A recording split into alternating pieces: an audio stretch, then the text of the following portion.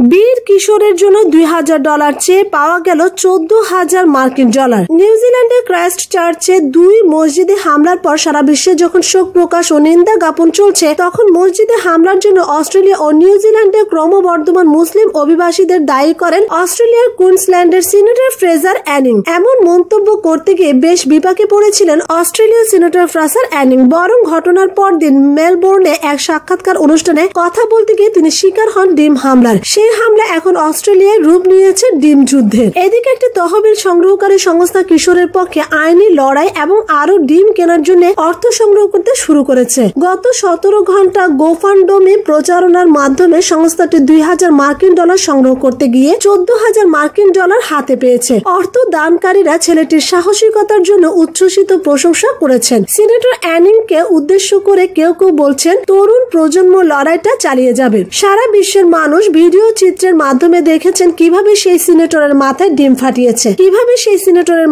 ফাটিয়েছে এক কিশোর। আরো দেখা গেছে সেই কিশোরের প্রতি সিনেটর অ্যানিং এর আক্রোশের দৃশ্য।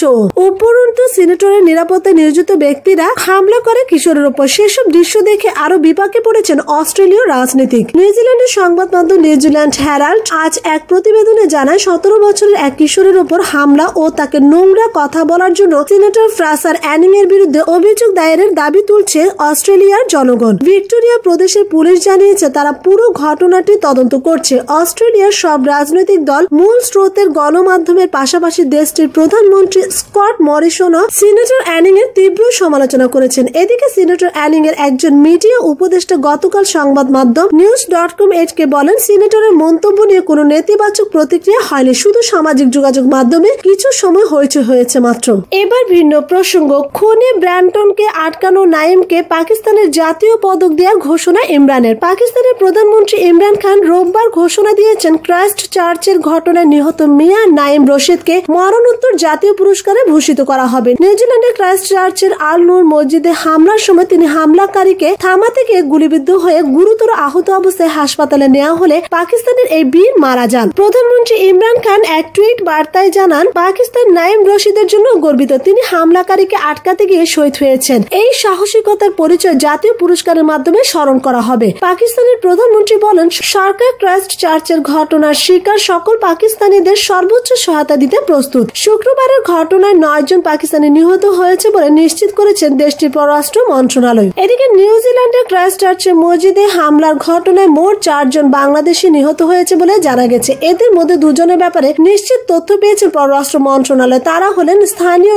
লিংক বিশ্ববিদ্যালয়ের শিক্ষক ডক্টর আব্দুল সামাদ, গৃহিণী হোসনে আরা ফরিদ। অপর 2 জন নিহতের তথ্য স্থানীয় কমিউনিটির মাধ্যমে জেনেছে পররাষ্ট্র মন্ত্রণালয়। তারা হলেন নারায়ণগঞ্জে মোহাম্মদ ওমর ফারুক ও চাঁদপুরে মোজাম্মেল হক। পররাষ্ট্র প্রতিমন্ত্রী মোহাম্মদ শাহরিয়ার আলম ঘটনার সত্যতা নিশ্চিত করেছেন। তিনি বলেন, নিহতদের প্রত্যেকের পরিবারের একজন করে সদস্যকে নিউজিল্যান্ডে নেয়ার ব্যবস্থা করবে দেশটির সরকার। তারা চাইলে লাশ দেশে নিয়ে আসতে পারে, তবে নিহতের সংখ্যা আরো বাড়তে পারে বলে জানিয়েছেন পররাষ্ট্র প্রতিমন্ত্রী। তিনি বলেন, নিহতের সংখ্যা 6 জনও হতে পারে। স্থানীয়রা ধারণা করছে নিখোঁজরাও নিহত। এ হামলায় শেষ খবর পাওয়া পর্যন্ত নিখোঁজ আছেন নরসিংদীর পলাশ এলাকার জাকারিয়া ভুইয়া ও শাওন। এদের মধ্যে শাওনের ঠিকানা জানা যায়নি। নিউজিল্যান্ডের মসজিদে হামলায় জড়িত খ্রিস্টানদেরকে কেন জঙ্গি বলা হচ্ছে না? নিউজিল্যান্ডের ক্রাইস্ট চার্চের আল নূর মসজিদে সন্ত্রাসী হামলার নিন্দা জানিয়ে তুরস্কের প্রেসিডেন্ট রিসেপ তাইয়েপ এরদোগান বলেছেন, নূর মসজিদে হামলায় জড়িত খ্রিস্টানদেরকে কেন জঙ্গি বলা হচ্ছে না। তিনি আরো বলেন, আল্লাহ নিশ্চয়ই নিহতদের ক্ষমা করে দেন।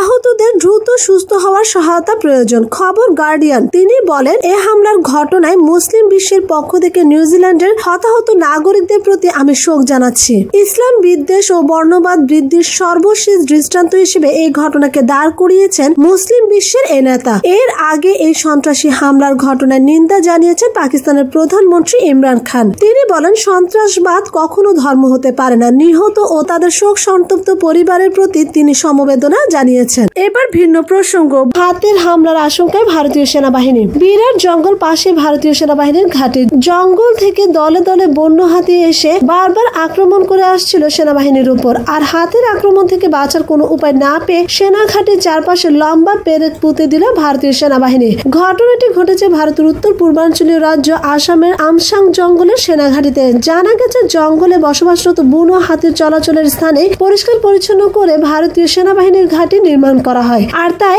আমসাং জঙ্গল থেকে প্রায়শই হাতি ঢুকে পড়ে সেনা শিবিরে। শুধু কি তাই, ভিতরে ঢুকে চলে হাতির আক্রমণ আর তছনছ। এক পর্যায়ে হাতির সাথে আর না পেরে রণে ভঙ্গ দেয় ভারতীয় সেনাবাহিনী। এবার আর মুখোমুখি দাঁড়িয়ে মোকাবেলা নয়, হাতি যেন আর না আসতে পারে তাই চলার পথে কাটা বিছিয়ে দিল সেনাবাহিনী। এদিকে ভারতীয় সেনাবাহিনীর এমন অমানবিক ও বন্য প্রাণী সংক্রান্ত আইন বিরোধী কাজের তীব্র সমালোচনা শুরু করেছে দেশটির পশু প্রেমীরা। হাতি ঠেকাতে রাস্তায় কাটা ও পেরেক বিছিয়ে দেওয়ার ঘটনা জানতে পেরে সেনাবাহিনীর কাছে প্রতিবাদ জানিয়েছেন বন বিভাগের কর্মকর্তারা। আসাম রাজ্যের আমসাং অভয়ারণ্যে গা ঘেঁষে গুয়াহাটির নারেঙ্গি এলাকায় বিশাল সেনাঘাঁটিটি অবস্থিত। সেখানে প্রায় ঢুকে পড়ে হাতি। কখনো হাতির বাচ্চা নালায় পড়ে যায়, কখনো দেয়াল ভেঙে দেয়। তাই হাতি ঢুকতে সেনাবাহিনী সাপ্লাই ডিপোর সামনে কংক্রিটের উপরে তীক্ষ্ণ পেরেকের চাদর বিছিয়ে দিয়েছে। জঙ্গল ও সেনাঘাটির মাঝামাঝি অংশে এই চাদরের পা দিয়ে জখম হচ্ছে হাতিরা। দেশটির বন বিভাগের অভিযোগ, ভারতীয় সেনাবাহিনীর এই অমানবিক কর্মকাণ্ডে ইতিমধ্যে 2টি হাতি মারা গেছে। পেরেকের আঘাত পাওয়ার পর পায়ের ঘা থেকে সংক্রমণ ও সেপ্টোসেমিয়া হয়ে ওই 2টি হাতির মৃত্যু হয়।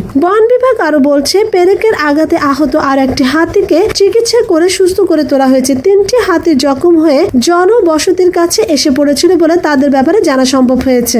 কিন্তু পেরেকের জখম বা মৃত হাতির সংখ্যা বেশিও হতে পারে। হয়তো অনেক হাতি জখম অবস্থায় জঙ্গলে ফিরে গিয়ে সংক্রমণে মারা গিয়েছে। গুয়াহাটি বন্যপ্রাণী ডিভিশনের BFO প্রদীপ্ত বড়ুয়া জানান, ভারতীয় সেনাবাহিনীর এই পদক্ষেপ নিরীহ বন্যপ্রাণীদের জন্য অত্যন্ত নিষ্ঠুর। সেনাবাহিনীর 51 সাব এরিয়ার স্টেশন হেডকে গত 25 ডিসেম্বর চিঠি দিয়ে অনুরোধ করা হয় যে কাটা ও পেরেকের চাদরের বদলে সৌরশক্তি চালিত বেড়া ও পরীক্ষা তৈরি করে হাতিদের ঢুকে পড়া আটকানো হোক। তিনি আরো বলেন, বন বিভাগের 2 কর্মীকে সেনা ঘাঁটি থেকে হাতি তাড়ানোর কাজে স্থায়ীভাবে মোতায়েন করা হয়েছে। বুধবার বিষয়টি নিয়ে ভারতীয় সেনা প্রধানকে আবারও চিঠি পাঠানো হয়। WWF এর কোঅর্ডিনেটর অমিত শর্মা জানান, সেনাবাহিনীর সঙ্গে গত বছরে এ নিয়ে তাদের আলোচনা হয়। সেনাবাহিনী কাটার চাদর সরানোর প্রতিশ্রুতি দিলেও তা করা হয়নি। এদিকে লোক জানাজানি ও তীব্র সমালোচনার পর বুধবার ভারতীয় সেনাবাহিনীর মুখপাত্র লেফটেন্যান্ট পিং কোসাইন জানান, সেনাবাহিনী কাটা চাদর সরানোর কাজ শুরু করেছে।